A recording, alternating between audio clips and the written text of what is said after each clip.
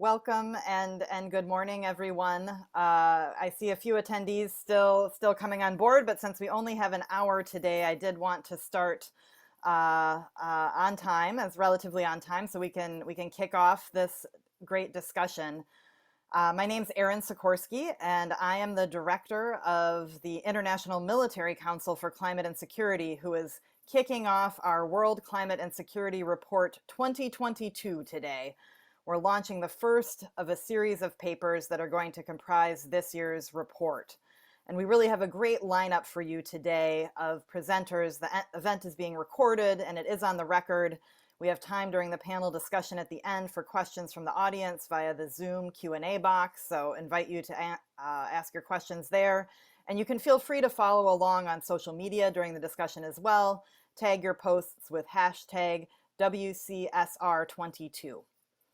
So for those of you who don't know, IMCCS, the International Military Council for Climate and Security, was launched in 2019 and is a council of senior military and security experts from both the governmental and non-governmental sector who are committed to an open exchange of ideas on the military and security dimensions of climate change. We have individual members from nearly 40 countries on nearly every continent, as well as nearly 15 institutional partners from around the world, including those that make up our consortium and who are lead authors of our reports and the work that we do. And these include Clingendael and the Hague Center for Strategic Studies in the Netherlands, as well as IRIS in France, and the Center for Climate and Security, where I work in Washington, D.C. This today is our third annual World Climate and Security Report launch. The first one was launched at the Munich Security Conference in February of 2020. Since then, we've been doing our launches virtually, as many people have throughout the world due to the pandemic. This year, the report's coming in multiple volumes, which are all aimed squarely at concrete solutions and actions to take to tackle climate security risk. Because thanks to the work of non-governmental groups like ours, the work of many governments, the individuals on this Zoom today, institutions such as Nato, there's general agreement on the pressing security risks posed by climate change. We understand the problem. Now it's time to dig in on the solutions. So today we're beginning by launching a report on mitigation, or cutting defense emissions, what we call in our press release this morning, a win-win-win. We're ensuring the safety of soldiers and operations when we cut emissions. We're undermining petrodictators like Putin, and we're helping prevent catastrophic effects of runaway warming. Later this summer, we'll release a report on the other side of the climate security coin, adaptation to the risks that are already here, as well as some short risk snapshots on particular geographies. Before I turn it over to our IMCCS leadership, the Honorable Sherri Goodman, who serves as the Secretary General of IMCCS, as well as General Tom Middendorp, the chair of IMCCS, I would be remiss if I didn't thank the government of Luxembourg for their incredible support for this work over multiple years, their commitment to leadership on climate security issues, and the role they have played in really driving these issues forward in Europe and in NATO on the international stage. So with that said, welcome again, everyone, and let me turn it over to Sherri Goodman. The floor is now yours. Thank you. Thank you very much, Erin, and welcome, ladies and gentlemen, Minister Bausch and distinguished guests. It's really a pleasure to be here with you all this morning. On behalf of the International Military Council on Climate and Security, I would like to welcome you to the launch of this third annual World Climate and Security Report. And today we are releasing the first part of our annual report on decarbonizing defense. In this year's report, we are moving to make actionable the profound understanding we have today of the urgency of climate security risks. We know that climate change acts as a threat multiplier, aggravating other threats from terrorists taking advantage of drought-stricken regions to Putin's energy war against Ukraine and the West. We know that climate change is a global emergency for all sectors of society, and we know that the security sector can lead by example. The security and defense sector has, over the last several decades, actually, led by first identifying climate change as a threat multiplier establishing the nexus between climate and security.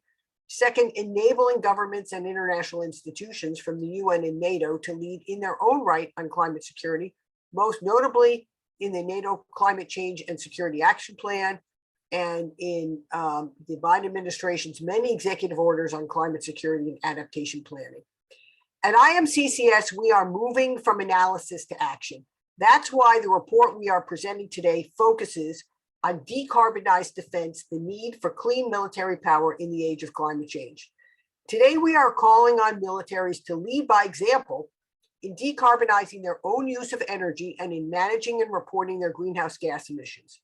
With the war raging on NATO's border, one could reasonably ask, why should militaries take on this leadership role when their primary mission is to fight and win the nation's war and preserve the peace for all citizens?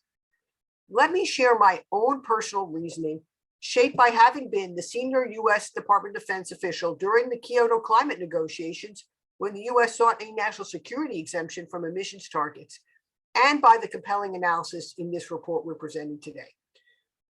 3 reasons. First, in today's era of contested logistics, we know that military effectiveness is improved by reducing dependence on liquid fuels often procured from hostile or unfriendly regions.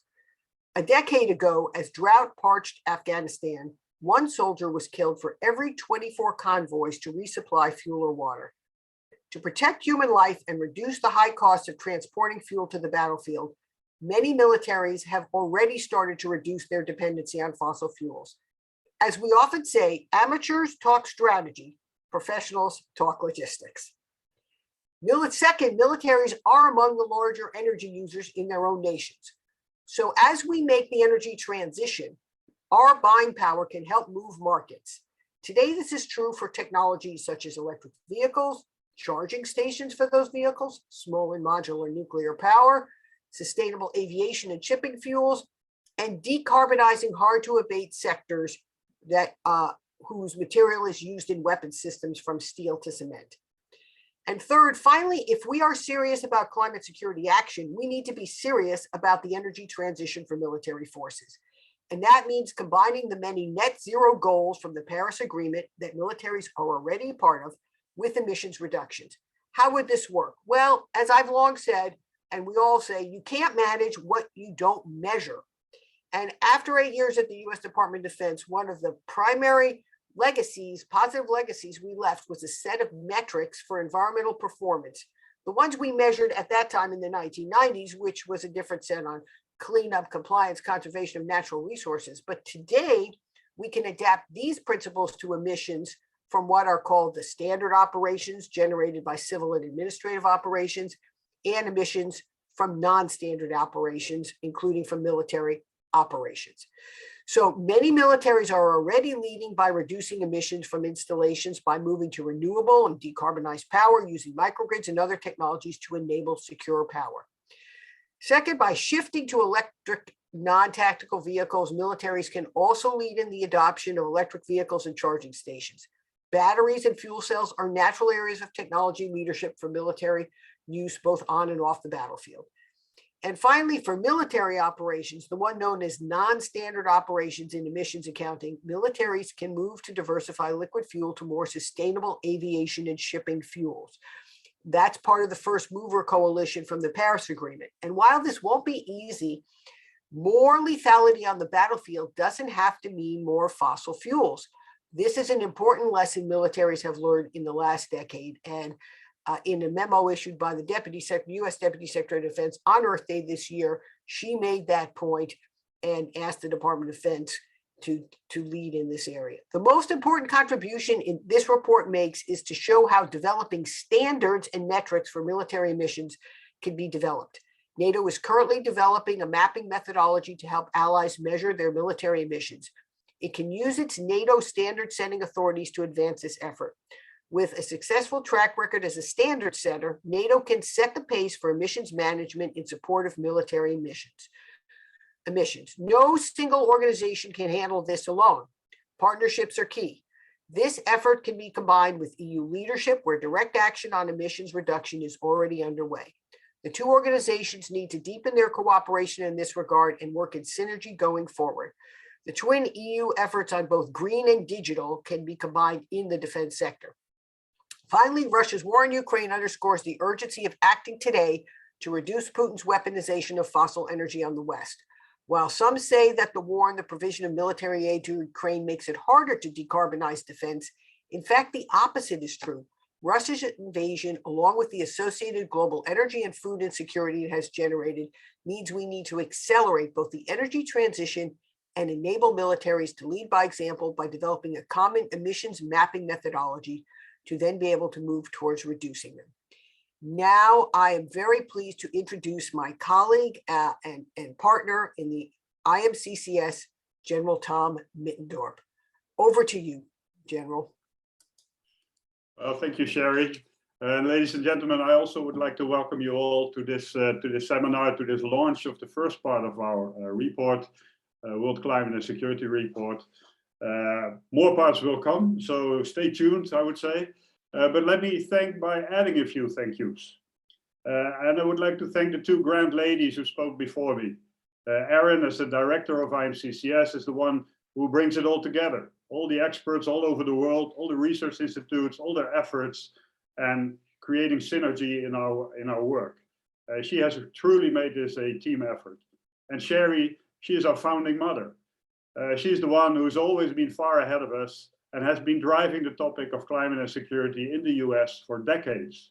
She's a very powerful woman with a mission, who was the first to recognize climate change as a risk multiplier and who has been on the forefront of our efforts ever since. So thank you again for your great efforts. I think this really needs recognition. What's different about this year's World Climate and Security Report? Well, the difference is that we are taking the discussion on climate and security to a next level. We are shifting our efforts from discussing the nexus between climate and security to dealing with the nexus, from building awareness to helping develop the role of the security sector, and from recognizing climate change as a risk multiplier to finding ways to mitigate and adapt our security institutions and capabilities. And today we discuss this first part of the report, focusing on shaping defense efforts on climate mitigation. There is still a lot of reluctance within military organizations to reduce emissions because they are concerned. There are concerns about how it could affect combat effectiveness and how it could affect investments in other crucial defense capabilities. Having been a military leader for 40 years, I recognize the concerns. But at the same time, I do feel the need to move on. And let me give you my 4 reasons why the military should lower its fuel dependency and why they should embrace green technologies as an opportunity to improve combat effectiveness. First of all, militaries are the largest emitters, the biggest emitters of most governments, and have a responsibility to take when it comes to contributing to global mitigation efforts. They also have a vested interest in reducing the risks of climate change as a risk multiplier. Secondly, energy transition is gaining momentum. The whole automotive industries are shifting towards electrification, which makes it harder and more expensive for militaries to sustain equipment running on fossil fuels. Thirdly, the Ukraine crisis is a wake-up call that shows how energy dependencies are being targeted with economic and military means, and how important it is to be energy independent. And fourthly, the military has always been on the front end of technology and have often been a driver of technological innovations. We have experienced that investing in new technologies is investing in combat effectiveness. So why not embrace the potential of green technologies as an opportunity to achieve operational independence, to improve operational self-sustainability, and to reduce the costs and vulnerabilities of our logistical footprint. Now, this first volume of the World Climate and Security Reports provides some very pragmatic suggestions and best practices on how to implement mitigation efforts in the military. Now, let me give you 3 steps that we can take. The first step would be the low-hanging fruits of standard peacetime operations and services, our buildings, facilities, peacetime services. And here there is no risk of affecting operational readiness. and civil technological solutions are already available. This is about decarbonizing military peacetime facilities and purchasing decarbonized electricity from the grid, allowing an emission reduction of almost 40% of our defense institutions. A second step is about decarbonizing lighter operational capabilities, for which green technologies are already available. And these are the operational military bases, unmanned systems, and lighter military platforms. Here, R&D programs on battery and fuel cells in vehicles could catalyze dual-use innovation. And the third step is about decarbonizing the more heavy operational systems, like tanks, airplanes, and naval vessels, for which there are no new Green Deal technologies available yet. But also here, innovation is moving in a rapid pace. And here, defense could lead the way in becoming a platform for innovation together with the defense industries when focusing R&D efforts on next generation operational capabilities that are more self-sustaining. Enough food for thought, I would say, to focus today's discussion on the how question. How can the defense sector become part of the solution? How can the defense sector use this global technological momentum to improve its self-sustainability and its energy independence, and to reduce its footprint? I wish you all a very fruitful discussion. Thank you for being here, and please allow me to pass the floor to Deputy Prime Minister Bausch of Luxembourg. Thank you very much. Thank you, Tom. And ladies and gentlemen, dear friends, good evening again from my side. And I would like to welcome you very much to this launch event of the World Climate and Security Report this year. As mentioned by previous speakers, militaries are among the biggest institutional emitters of greenhouse gases, among the slowest in implementing climate-friendly solutions. We all want this to change, and we think that organizations such as the EU, Nato, can take a leading role in fostering and implementing this change. We note with satisfaction that NATO's new draft strategic concept makes some encouraging references to climate change and security. It is our responsibility now to move towards effective implementation of concrete actions taken in this context. In Luxembourg, we have adopted a very concrete and pragmatic approach to reducing the carbon footprint of our defense. Considering that you cannot reduce what you do not know, we have first done an overall assessment of our greenhouse gas emissions. In doing so, we have used the easy-to-use life cycle assessment methodology, which allowed for comprehensive assessments of our emissions. In this life cycle assessment of Luxembourg's defense, we have included all emissions related to our activities, direct and indirect emissions. The results of these assessments are quite interesting in the sense that about 40% of our overall greenhouse gas are indirect emissions related to the production and the purchase of goods and services.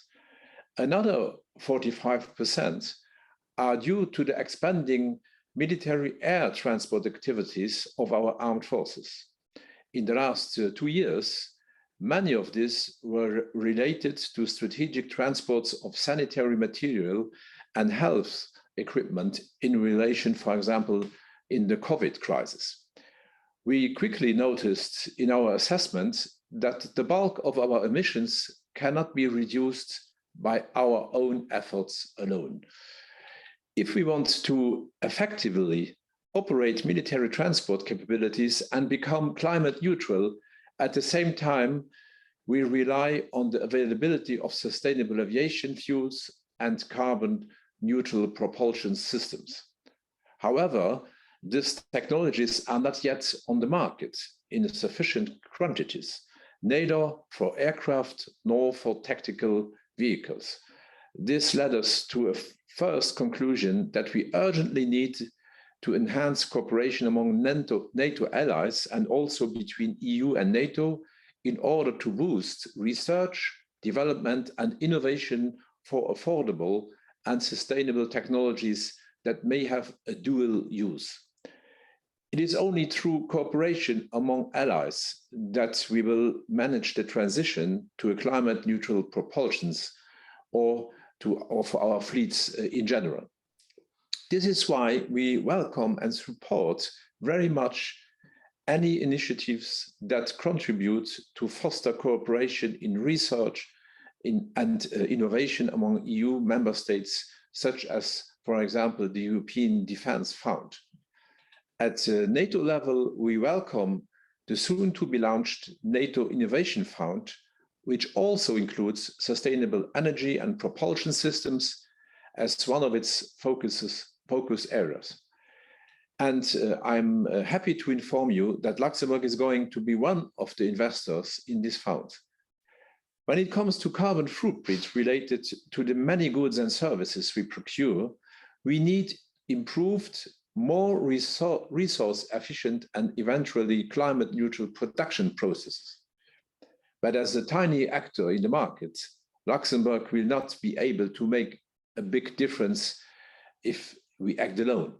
However, in cooperating with other larger and more influent allies and partners on improved processes, labels, and standards, we can have an influence. This is why we are supporting the Incubation Forum on Circular Economy in European Defence, launched last year by the European Defence Agency. This Incubation Forum has set up various working groups cooperating with research institutions and industry and how to implement the principles of circular economy in the European defence. We hope that this initiative will eventually help us not only to mitigate climate change, but also to reduce our dependency on scarce materials through a higher degree of reuse and recycling. Ladies and gentlemen, dear friends, let me go once more back to the life cycle assessment of Luxembourg defense greenhouse gas emissions that I mentioned at the beginning of my speech. The good news of this assessment is that there are also emissions which can reduce relatively fast and easily. Those are mostly emissions related to infrastructures and buildings. Thanks to a good cooperation among member states and effective building standards in the European Union, we have today insulation materials and technologies on the market that allow us to significantly reduce emissions related to heating and cooling, for example, of our buildings. Those are best integrated into overall renovation and modernization projects of existing infrastructures. They moreover help to create a better working environment for our staff and contribute to creating jobs in the wider economy. To give you an example, we are now starting to renovate the Luxembourg Armed Forces headquarters, and although we plan to extend the overall surface of buildings by 25%, feasibility studies expect that we will manage to reduce our carbon footprint related to heating the buildings during winter by almost 80%. According to a survey by the European Defence Agency in 2017, heating alone accounted on average for 32% of EU member states' armed forces, direct emissions, and 75% of it was generated by oil, fuels, and natural gas. These figures show that there are some low-hanging fruits out there where we can start working on as of today. Ladies and gentlemen, dear friends, the terrible invasion of Ukraine by Putin's troops has created a new momentum in European security and defense. The end of history we had imagined to take place 2 decades ago did unfortunately not materialize, and we have again a waging war in Europe. The deeply disturbing reports of this war have led Europeans who had been used to 70 years of peace to realize that peace is unfortunately not a given. As a result, public recognition and support for security, deterrence, and defense have risen sharply. As politicians, we have an enormous responsibility to use this public support for an increased defense spending very wisely and responsibly. And I have stated countless times, it is not just about increasing defense spending, but it is much more about a smarter defense spending. Hence, in my view, the key question is, what kind of capabilities do we need in the future in order to improve the operational effectiveness of our troops and maintain military superiority? And given the rising impacts of climate change, it is obvious that these future capabilities also need to become climate neutral. As a consequence, dear friends, I think that it is vital that we invest in significant share of our increased defense spending into research, development, and innovation of new and emerging technologies, which will help us to further enhance our operational effectiveness and also to reach climate neutrality in the defense sector. As we could see in Ukraine and other recent conflicts, superiority in the battlefield is not necessarily won anymore by 60-ton armored steel tanks, but more and more often by light and very agile unmanned drones guided via a satellite link. Hence, I sincerely hope that with the EU and Nato, we can foster a debate about technology innovation and climate neutrality, which will improve the state of our militaries and prevent them from being locked another 40 years into fossil fuels dependence, while other parts of society are moving on to climate neutrality. In this context, let me commend and thank the International Military Council of Climate and Security for their outstanding analysis, the best practices, and the very relevant recommendations made in this report. I sincerely hope that the proposals made in this World Climate and Security Report will help us to further fuel and shape more concrete action towards climate neutrality in the defense sector. Thank you very much, and I'm looking forward to having a good discussion with you all. Thank you so much, Minister Bausch, and thank you for your kind words on the report, which I have placed in the chat box for those who haven't had a chance to see it yet. I'd like to say a thank you to the authors of that report, many of whom are on the call today as well. We have Louise Van Schaik from Clingendale, Pierre Labouet from IRIS, Katerina Kurtisova from the European Leadership Network, Akash Ramnath from Clingendale, and Dow Vandermeer, also from Clingendale. Now what I'd like to do is turn to two leaders who are making tangible progress on climate security issues. I know you can tell there's a theme today. It's this tangible progress and concrete solutions. Both of these leaders recognize the role that climate change plays in shaping the security landscape today and in the future.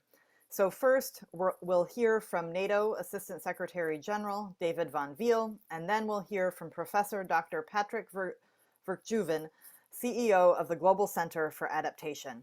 After their opening remarks, I'm going to invite Tom and Sherri and Minister Bausch to join us for a Q&A discussion for our remaining time. I see there's already one question in the Q&A. I'll remind you, you can use that box in the Zoom to ask any questions you may have for the discussion. But now, please let me turn it over to Assistant Secretary General Van Weel from NATO for his remarks. Thank you very much, and good afternoon and good morning, colleagues. It's great to see you all here, albeit online. Our meeting today takes place against the backdrop of a large-scale conventional war raging in Europe, something which we'd all hoped would increasingly become a thing of the past.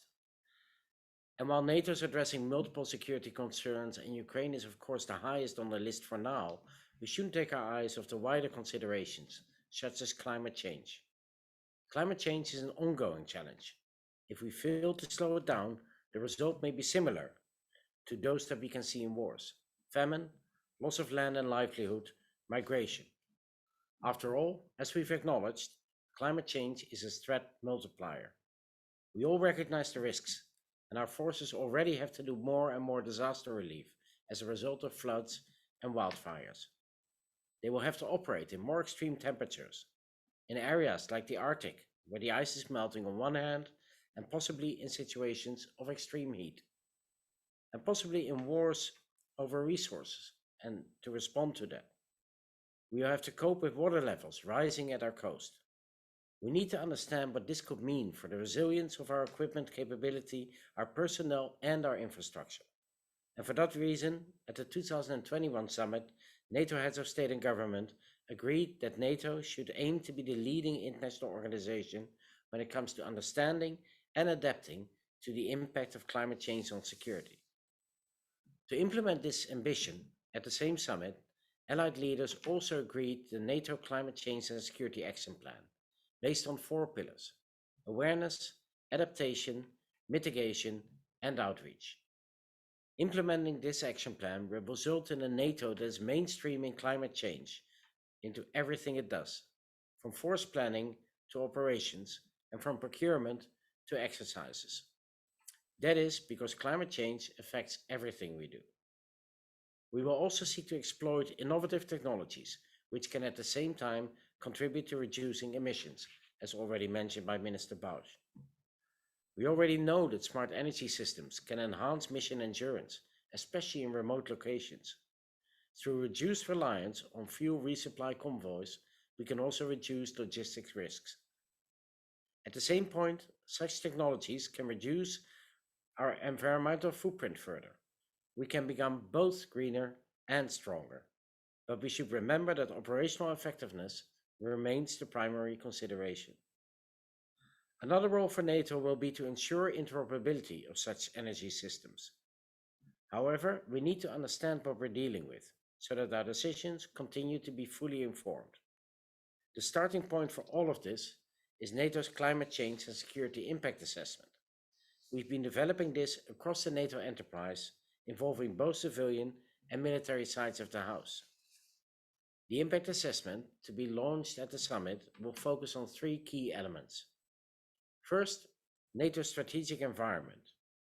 Second, NATO's assets, installations, missions and operations, which we will look at from different operating domain perspectives. And third, resilience and civil preparedness. From the impact assessment, we can start to develop proposals on climate change adaptation measures, and we will set out our key achievements in NATO's first Climate Change and Security Progress Report at the summit in Madrid later this month. By then, we'll also deliver on NATO 2030 commitments, a NATO greenhouse gas emissions mapping and analytical methodology, and a NATO target on greenhouse gas reductions.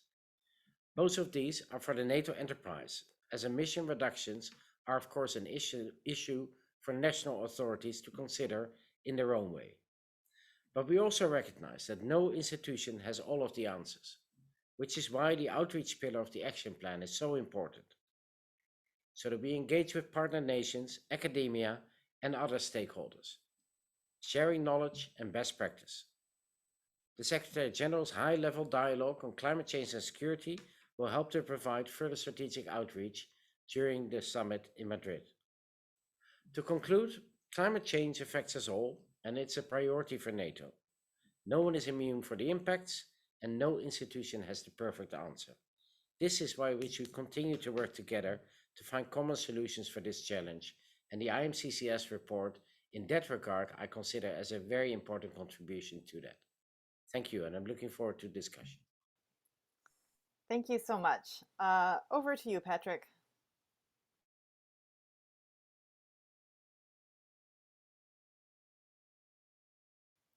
I don't think we can hear you, sir. Sorry.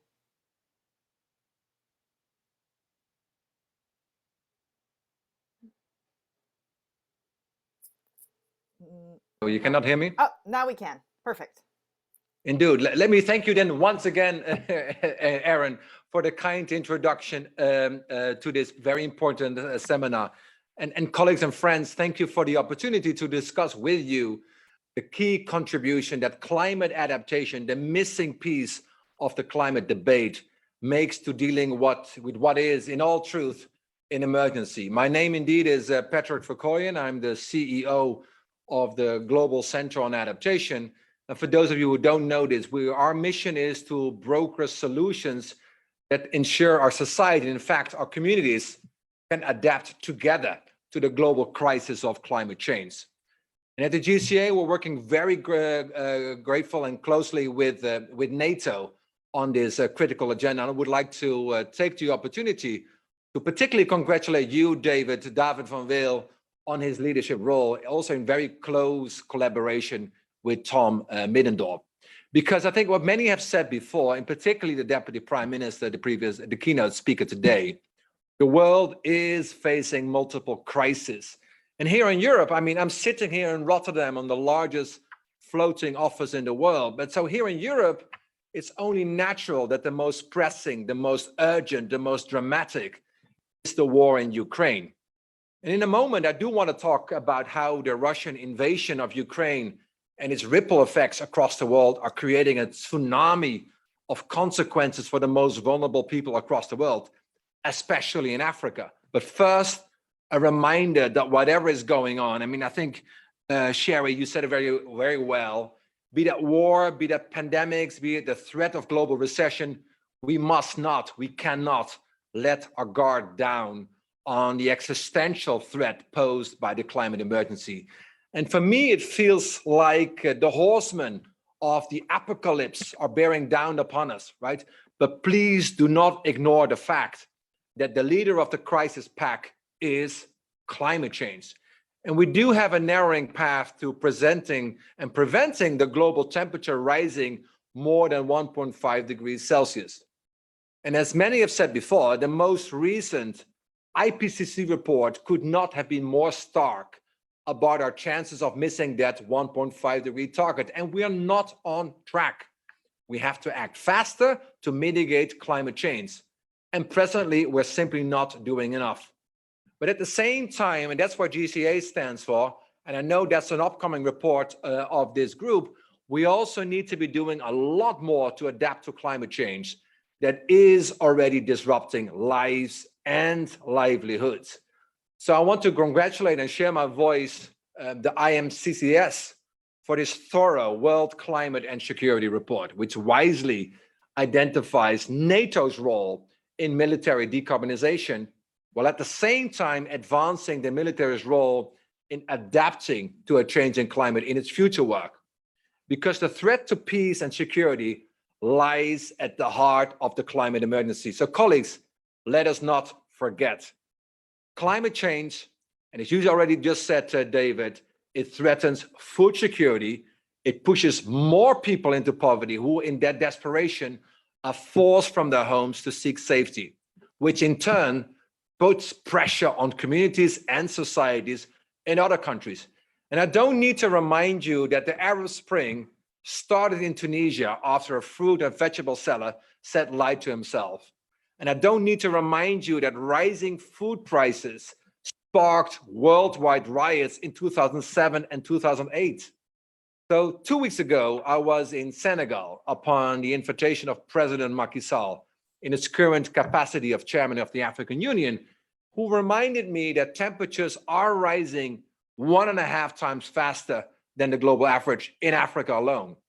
Senegal, and for that matter, the Sahel region, presents a microcosm of the multiple crises faced by the African continent, and not the least of them being the food, fuel, fertilizer, and finance crisis triggered by the war in Ukraine. I mean, think about this fact.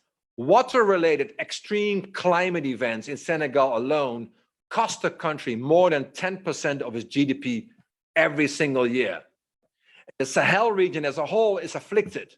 Well, in the Horn of Africa, in the east of Africa, 20 million people, 6 million of them children, are facing acute hunger as a result of the worst drought in 40 years. And the recent IPCC report warned that roughly half the entire world's population already experiences severe water scarcity for at least part of every year. So last year, the GCA, our State and Trends report, highlighted the fact, and that's what you asked for, Erin, highlight a solution that unless adaptation work gets underway urgently in Africa at a massive scale, large part of the continent will become uninhabitable. And at the same report found that $1 invested now in, say, weather and climate information services gives $25 in benefits. $1 invested in resilient water and sanitation not only saves lives, it creates $12 in economic benefits. We estimate the cost of integrating resilience into agriculture and food systems in sub-Saharan Africa, the cost is $15 billion annually. But that does sound like a lot, and it is a lot, but then consider this. The cost of not doing that, of not investing in climate resilient food systems, the cost of that is $200 billion annually. Yes, more than 13 times more costly. And let's not forget that COVID pandemic demonstrated how the trillions of dollars, mainly in the OECD countries, can be mobilized by the international community overnight. So solutions are there, the resources are there. So we launched a $25 billion African Adaptation Acceleration Program together with the African Development Bank and the African Union to create more than 1 million adaptation jobs, because investments like this reinforce security, not just for the continent, but for its neighbors too. And recently, climate finance is competing with much needed relief for Ukraine refugees. Deciding which is the more worthy case, climate change or Ukraine refugees, is obviously a false dichotomy. Because if we fail to maintain our investments in climate adaptation, we risk a global food crisis and a number of other collateral damages, including loss of lives and the fueling of the climate refugee crisis, which in itself will lead to a security crisis. So, Erin, my closing plea to all of you is this: don't lose sight of the climate crisis and the urgent need to adapt to it, because our world will become more unstable and less secure if we fail to take action on a massive scale now. So the challenges facing us from adaptation to climate change, they're enormous. And the role for you in the military is clear. We need your proven innovative power. And I look forward to your contribution, and we stand ready to partner with you. Thank you very much. Back to you, Erin. Great. Thank you so much. And I think we've heard some similar themes throughout today's conversation around innovation, around the need to move quickly, around opportunities, right, to take advantage of the role the military can play. What I'd like to do now is have Tom and Sherri and Minister Bausch and everyone join us for some Q&A, both from the audience and to each other from fellow panelists. But the first question I will put to you, and we've got about 14 minutes for questions, came up in a couple different Q&As, and I think is a criticism or a question you often hear is, okay, I agree that climate change is important, I agree that decarbonizing is important, but what about operational readiness? When it comes down to it, isn't operational readiness more important than decarbonizing? And I would turn that over to all of you, because I know you're going to have good answers on this. How do you push back against that, what I would call a false dichotomy? What would you say to critics on that question? And did anyone like to jump in, or should I choose someone, select someone to answer that one? I can tell something about this. Please. I don't see any contradiction in looking at operational readiness and investing, for example, or engaging yourself for climate neutrality, because if we don't change the way to how we live and how we move forward, if climate change continues, that will at the end of the day also have an enormous impact on the operational readiness of the armies. Already today you have a huge impact. For example, if you look in the United States during the big storms that you have, they had an enormous impact on military bases in the United States, Florida, for example. And the same is when you have to operate on the terrain. If you go to the Sahel zone, depending how the situation is in the Sahel zone itself, that has an impact also how the military can move and can be operational. So that is no contradiction. You must look at both sides of the medal and really act on both sides.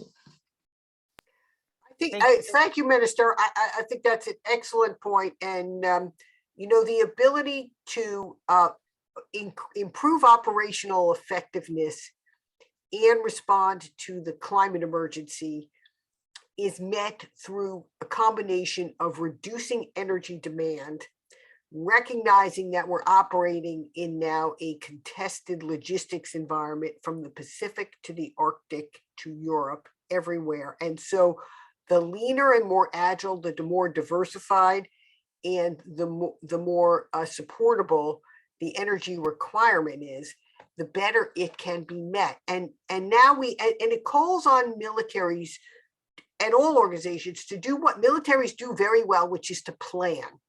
And so, you know, it's not an accident that on Earth Day this year, the U.S. Department of Defense, the Deputy Secretary, issued a memo that gave specific direction to the Department of Defense on how to align energy supportability for the military forces, particularly in acquisition, sustainment, technology, and innovation, with climate and energy goals.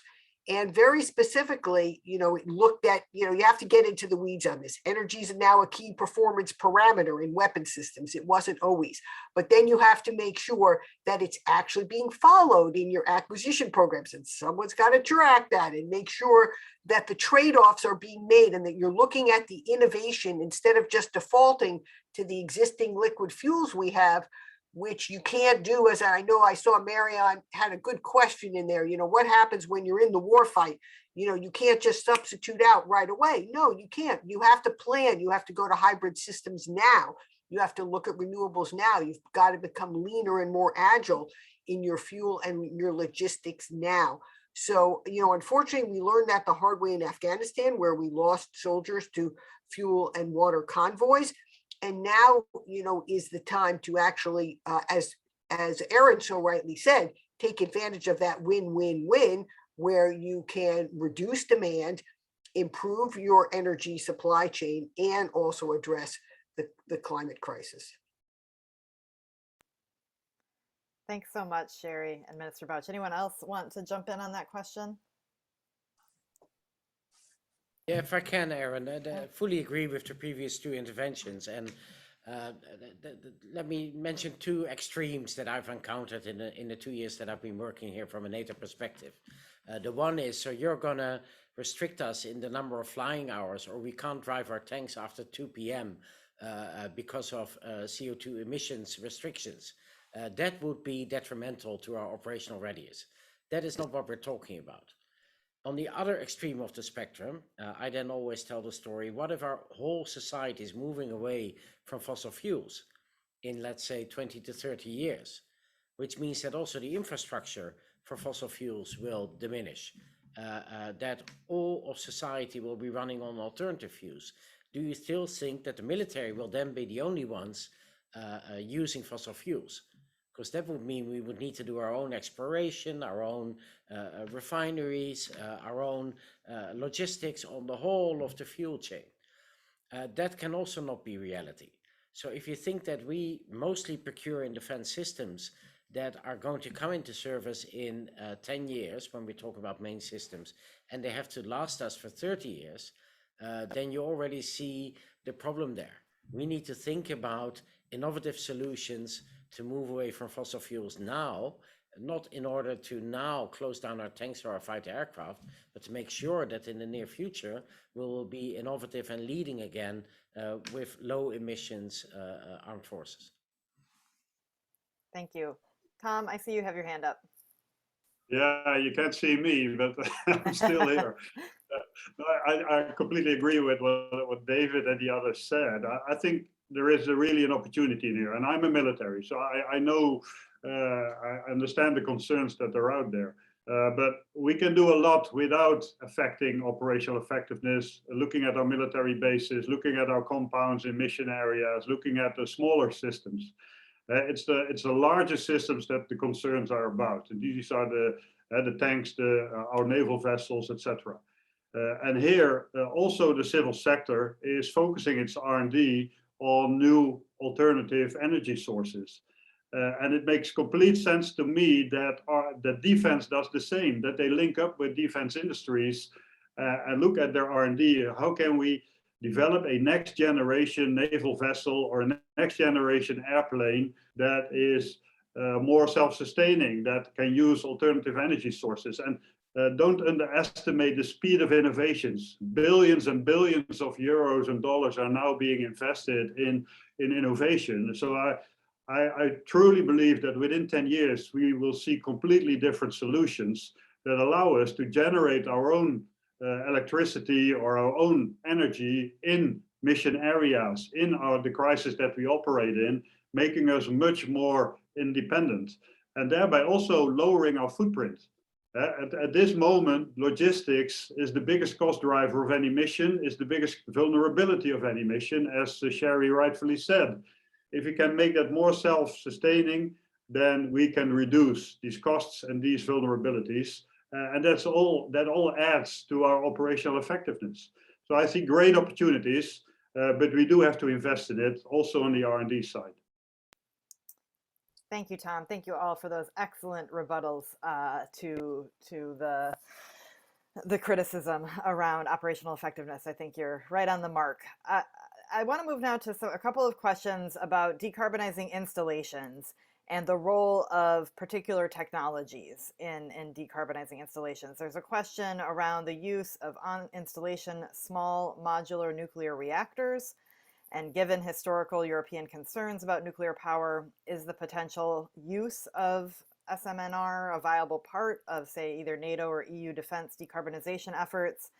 And another technology is carbon capture and storage. What's the role of advanced technologies for direct air capture in terms of R&D for the military or for NATO or the EU? So I'll open the floor on those questions on both small modular nuclear reactors and then direct air capture of CO2. Anyone want to tackle those? David, please. Yeah, I won't go into the specific technologies, but in general, just building on what Minister Bausch said, the idea is to bring us back into the cutting edge of innovation. So as defense, we used to be the ones where the internet came from, GPS was invented, duct tape, who could live without it? And what we've seen is that R&D budgets have declined over the years and that innovation has been left to the private sector. That has led to excellent results, but also to a distance between the defense sector and cutting edge technology. What we're trying to do at NATO is to bridge that gap with the NATO Innovation Fund as mentioned by the minister, and with Diana, the Defense Innovation Accelerator for the North Atlantic. Both of those initiatives have a very principled green focus. So one of their tasks is to look at new green technologies in order to be able to be early adapters of that technology, and then as NATO to set the standard. So where that quest ends up, I don't know yet, but I do know that we want to be at the forefront of these technologies and their potential use and not lagging behind or being late adapters. Thank you, David. Anyone else on either of those? Well, maybe coming back to the nuclear, small nuclear reactors, I think nuclear power can be an interim solution as long as we don't have more sophisticated alternative energy sources. So for the interim phase, it can be a solution. At the same time, you need to be careful with using them in conflict areas because they will become a strategic target. And if you have one nuclear asset in the area that you depend upon, it will certainly be targeted. So you need to pay a lot of attention to protecting that source. It makes you more vulnerable as well. But in general, nuclear power could well be a good interim solution, bridging the gap towards the R&D of more sustainable, more green solutions. And let me just add the other piece, I think, of Bob's question goes to the ability of military installations and bases to also operate as carbon sinks through their natural ecosystem services, whether it's coastal regions or forested areas. There's abundant natural resources that are well preserved across many military bases, and that can contribute to both our mitigation and our adaptation efforts. And the depth of natural resource capabilities across militaries can be well utilized in that regard. Thank you. We have just 2 minutes left, and I'm going to toss 2 last questions over the transom to the group here for very quick answers. And one is on supply chains and how to reduce the embedded energy in global supply chain for Nato. So I offer that up. The other one is on public engagement and how to engage the public on what NATO and militaries are doing. There's a suggestion of a joint NATO-EU clearinghouse for defense-related climate mitigation and adaptation actions for public outreach and awareness raising. But any thoughts on engaging the public on these topics or on supply chains in our last few minutes here?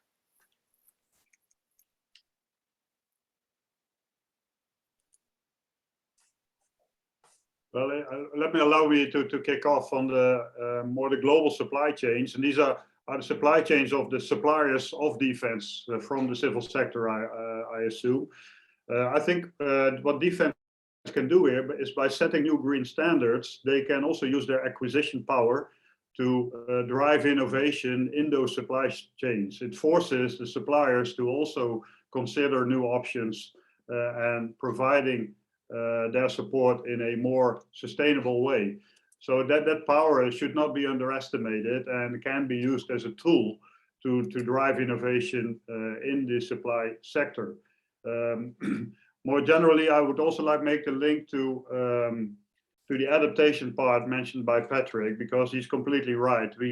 Of course, we should mitigate as much as possible, but at the same time, we need to be prepared for what's coming to us, and we need to adapt to it.